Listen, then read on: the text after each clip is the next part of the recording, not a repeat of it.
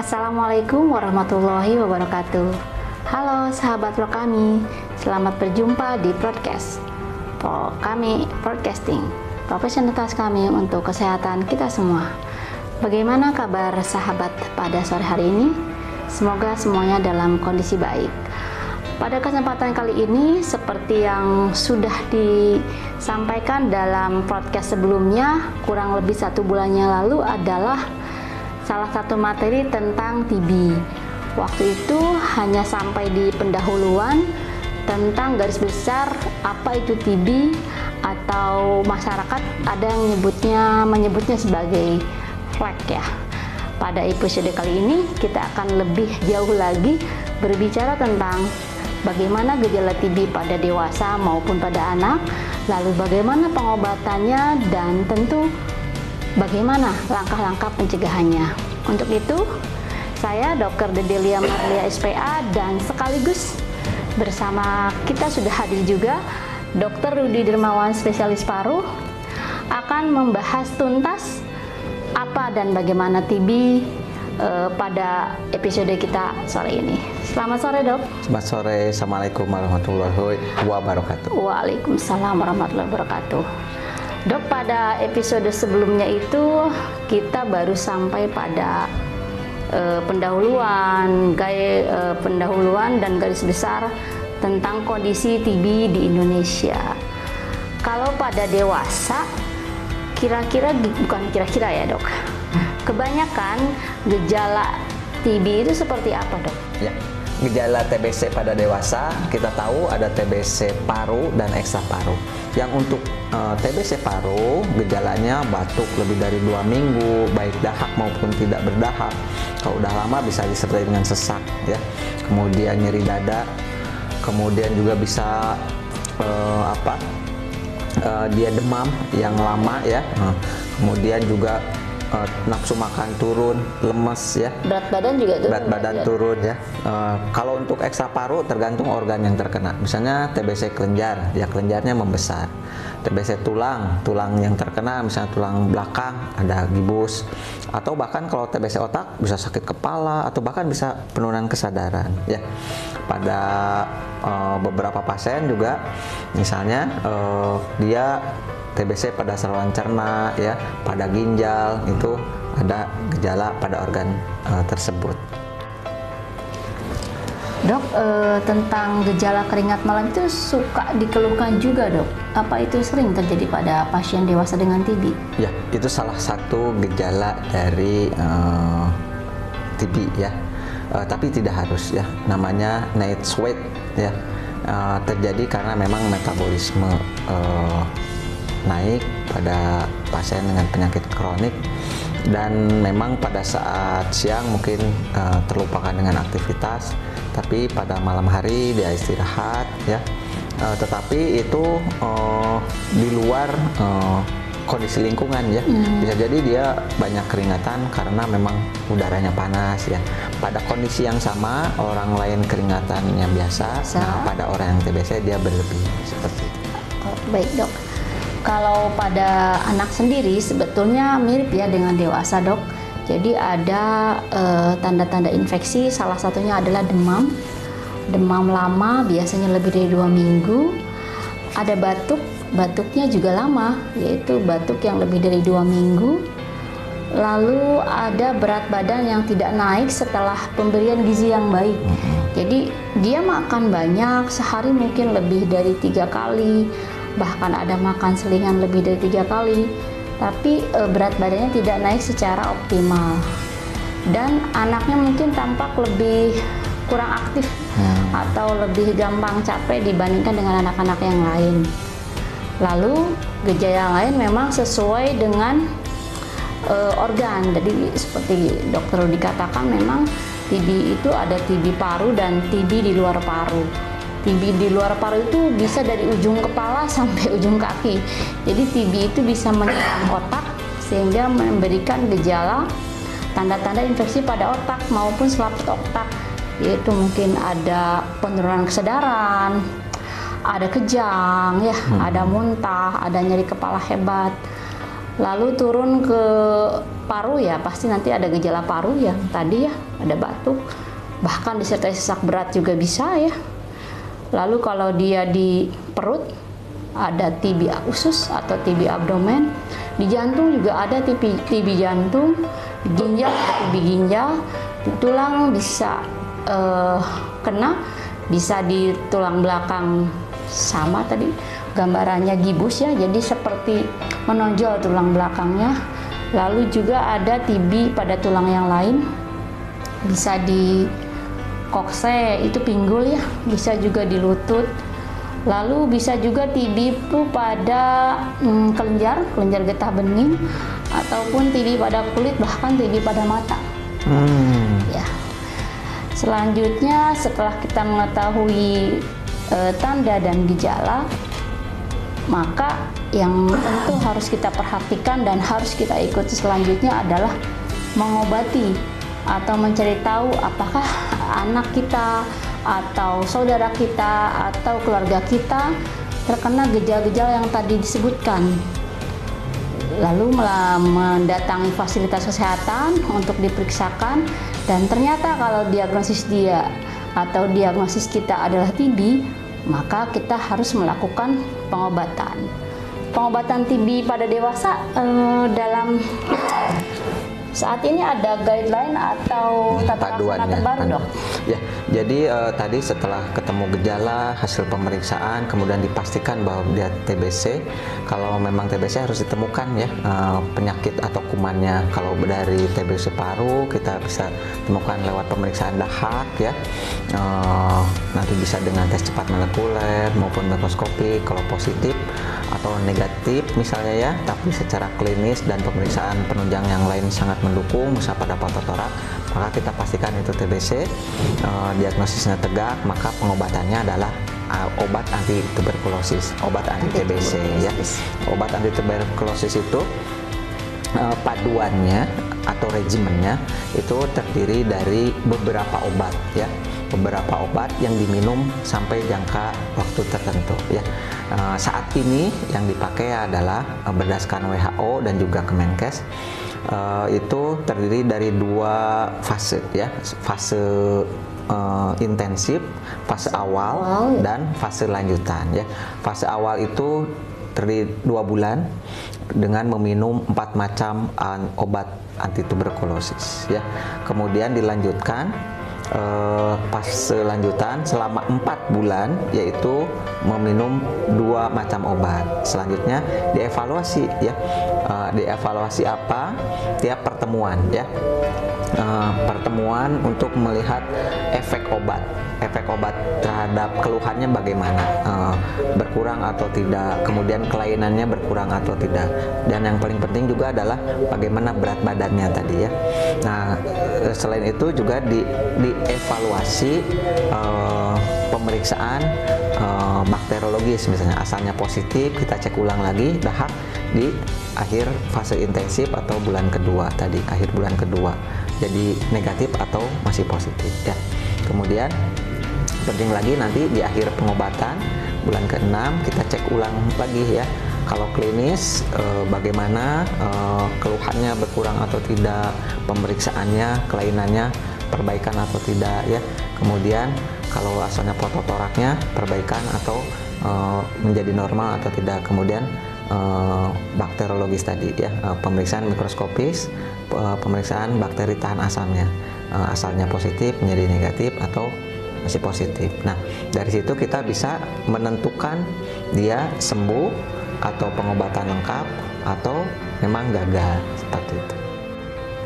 Nah, untuk pengobatan pemerintah udah menyediakan obat program, yaitu dalam bentuk namanya FDC atau KDT, obat kombinasi dosis tetap.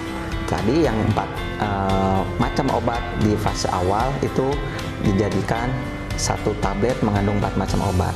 Jumlah yang diminumnya tergantung dari berat badan, nanti ditentukan oleh dokter atau yang memeriksa. Begitu juga pada fase lanjutan, kita harusnya minum 2 macam obat, tetapi saat ini program pemerintah sudah menyediakan obat program yaitu KDT untuk fase lanjutan yang satu tablet sudah mengandung 2 macam obat dengan jumlah obat yang diminum sama tergantung berat badan. Oke, baik dok. Jadi intinya dalam penegakan diagnosis, hal yang harus digarisbawahi bahwa sebaiknya atau seharusnya dilakukan pemeriksaan dahak untuk mengetahui kuman TBC-nya positif atau tidak, dan tentu dengan adanya pemeriksaan yang terbaru ya dok ya, tes cepat molekuler, apalagi pemeriksaan kultur itu lebih baik ya dok, sehingga mengetahui juga sensitivitas dari kumannya terhadap obat TB-nya positif atau tidak. Tepatnya penegakan diagnosis TBC itu didahului oleh pemeriksaan bakteriologis, mau dari dahak, mau dari tempat lain, tapi harus didahului oleh pemeriksaan bakteriologis. Kecuali tidak ada bahan untuk pemeriksaan bakteriologis atau dia negatif, maka dilakukan tahap-tahapan yang lain. Ya. Pada pasien anak, bila dalam sampelnya tidak bisa ditemukan TB, kuman TB, maupun tidak didapatkan sampel, maka kita dapat melakukan scoring TB yang terdiri dari beberapa parameter. Parameternya yaitu gejala yang tadi ada demam lama, batuk lama, berat badannya tidak naik, lalu kondisi anak yang kurang aktif, yang lebih lemah, lesu, dan sebagainya. Lalu adalah tes mantuk, dilakukan tes mantuk pada pasiennya. Lalu adalah pemeriksaan ronsen dan status gizi. Jadi status gizi itu menentukan apakah dia termasuk gizi baik, gizi kurang, atau gizi buruk. Lalu semuanya itu dimasukkan dalam scoring itu dan ditambah-tambahkan sehingga tegaklah dia diagnosisnya masuk ke dalam TB paru atau tidak. Selanjutnya setelah tegak diagnosis TB paru, maka masuk dalam pengobatan TB. Sama seperti dewasa, pada TB anak juga ada fase awal dan fase lanjutan. Fase awal diberikan selama 2 bulan dan fase lanjutan diberikan selama 4 bulan untuk TB paru dan TB tertentu. Sedangkan pada TB di luar paru dan TB berat, yaitu TB otak, TB tulang, itu diberikan selama 12 bulan. Jadi 2 bulan fase awal dan 10 bulan fase lanjutan. Dalam pengobatan TB pada anak ini sama seperti dewasa, pada program pemerintah, Kementerian Kesehatan sudah memberikan obat yang disebut FDC atau KDT. Diminum saat perut kosong, lalu diperhatikan juga bahwa terjadi perubahan pada urin atau air kencing, sehingga kita bisa memberitahukan kepada pasien atau keluarga bahwa memang kencingnya akan menjadi merah, itu akibat dari pembuangan zat dari obat tersebut. Lalu akan dipantau atau dimonitor keluhan terkait sakitnya, baik itu keluhan, baik itu berat badan, baik itu kalau perlu dilakukan pemeriksaan ronsen toraks ulang dan pemeriksaan sampel dahak ulang.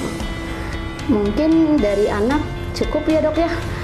Sekarang kita berlanjut ke tata laksana selanjutnya adalah pencegahan ya dok ya. Pencegahan ya. Karena pencegahan itu hal yang penting ya. Mencegah lebih baik daripada mengobati tentunya. Ya. Kalau di dewasa seperti apa dok?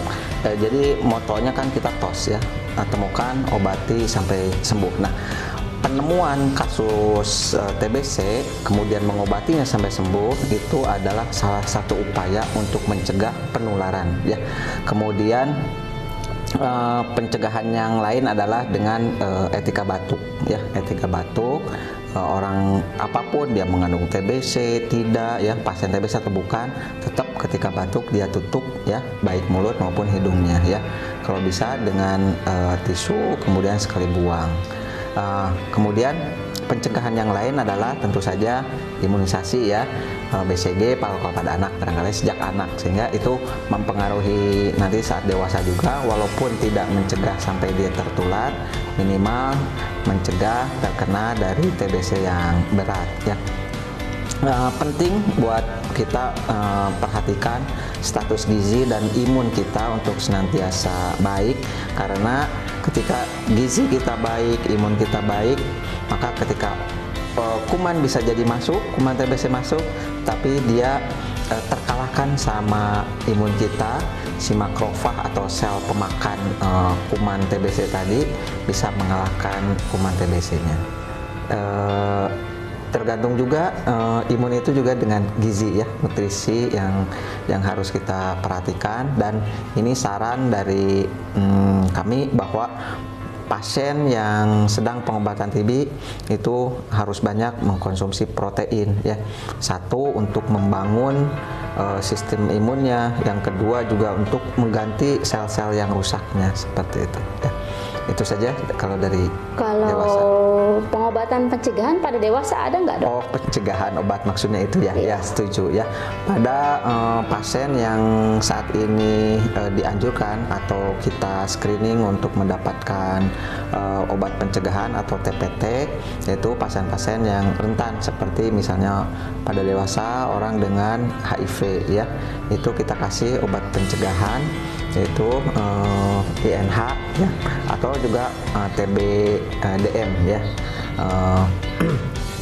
Kita berikan dan kita screening dulu ada tidak dia TBC, baik dahaknya, kalau dahaknya negatif, fototoraknya baik, tetapi dia kemudian gejala tidak ada, tapi dia rentan karena kontak erat dengan orang yang TBC positif secara bakteriologis atau TBC terdiagnosis TBC, maka kita kasih obat pencegahan. Jadi dewasa juga sekarang diberikan pencegahan, diberikan, ya, Dok? Ya. Dulu kan hanya anak ya, betul, sekarang ya. Dewasa juga diberikan ya. Pada anak sendiri sama sebetulnya prinsipnya seperti yang sudah Dokter Rudi sampaikan, bahwa tos ya, temukan, obati sampai sembuh. Sampai sembuh. Lalu pencegahannya selain pola hidup sehat, di episode lalu disebutkan bahwa Dokter Rudi sudah menerangkan bahwa kuman ini mati dengan sinar matahari. Jadi pola hidup sehat adalah sanitasi higiene yang baik, lalu etika batuk, lalu hal yang penting terkait pada anak adalah bisa dilakukan imunisasi untuk mencegah TB berat. Jadi imunisasi BCG sendiri sudah masuk ke dalam, sudah lama ya ini, sudah masuk dalam program Kementerian Kesehatan, diberikan sejak usia 0 bulan sampai usia 2 bulan. Jadi ada waktunya. Jadi anaknya harus usianya 0 sampai 2 bulan diberikan imunisasi BCG. Lalu pada anak sendiri sejak lama memang sudah diberikan pada usia tertentu dan pada kalangan tertentu diberikan terapi pencegahan apabila dia memang yang pertama kontak dengan orang dewasa yang sakit TBC, Dok. Lalu bila dia tanda sakitnya tidak ada, ronsen toraksnya baik, dan hasil mantuknya positif, juga kita berikan obat pencegahan. Tujuannya adalah tentu berharap bahwa dengan obat pencegahan tersebut dia tidak sakit TB berat. Hal yang penting lain yang saya hampir lupa nih, Dok, dalam dia pengobatan itu kan suka ada efek samping ya. Kalau pada dewasa kayaknya lebih sering terjadi efek samping nggak sih, Dok? Itu salah satu tantangan atau kadang hambatan ya buat pasien-pasien untuk sukses pengobatannya adalah efek samping ya. Baik itu dia intoleransi terhadap obat tersebut, tidak kuat makan obatnya ya, tidak kuat karena besar-besar ya, banyak ya, dan lama ya. Jadi butuh kesabaran ya, tapi memang bisa juga terjadi efek samping.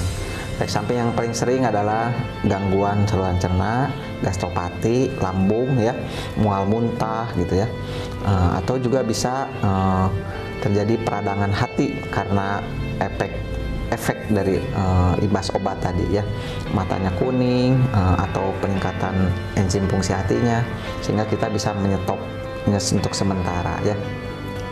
Kemudian bisa juga pengaruhnya ke mata, bisa matanya jadi penurunan visus, penurunan lapang pandang, penurunan penglihatan ya, atau juga bisa ke sendi itu sering ya, misal asam uratnya naik, nyeri-nyeri sendi ya. Kemudian juga bisa baal-baal ya, kesemutan ya. Jadi efek sampingnya bisa ringan sampai berat. Ringan kadang cuma gatal-gatal atau cuma pipisnya merah ya, yang tidak berbahaya. Atau juga yang berat seperti misalnya alergi yang berat, atau juga yang tadi peradangan hati karena efek samping obat. Mengatasinya bagaimana? Kalau ringan ya kita bisa dilanjutkan ya, terus kita kasih obat efek sampingnya ya, atau dikasih obat untuk mengurangi gejalanya ya.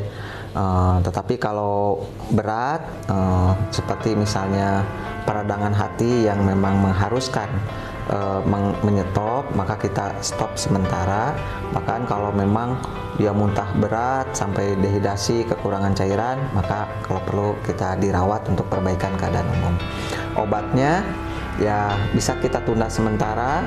Kalau udah perbaikan kembali, kita bisa mulai, bisa dengan obat yang sama atau bisa dengan memodifikasi ya, baik itu cara minum ya, mungkin juga sediaannya ya. Yang asalnya tadi KDT kita bisa ganti dengan obat lepasan. Bisa jadi dari obat lepasan itu hanya dia intoleransi atau alergi atau efek samping terhadap hanya salah satu obat saja dari yang 4 tadi misalnya ya. Maka kita stop salah satunya dan kita ganti dengan obat yang lain yang cocok dengan dia. Oke, baik dok. Kalau pada anak sendiri lebih jarang sebenarnya dok terjadi efek samping, tapi memang yang salah satu yang sering memang sama seperti pada dewasa, yaitu peradangan hati. Biasanya pada anak kelihatan banget bahwa dia tampak lemes, terus tidak ada nafsu makan, muntah, bahkan bisa sampai kuning. Tata laksananya sama, kalau dehidrasi sampai lemes, gak ada intek masuk, kita rawat juga.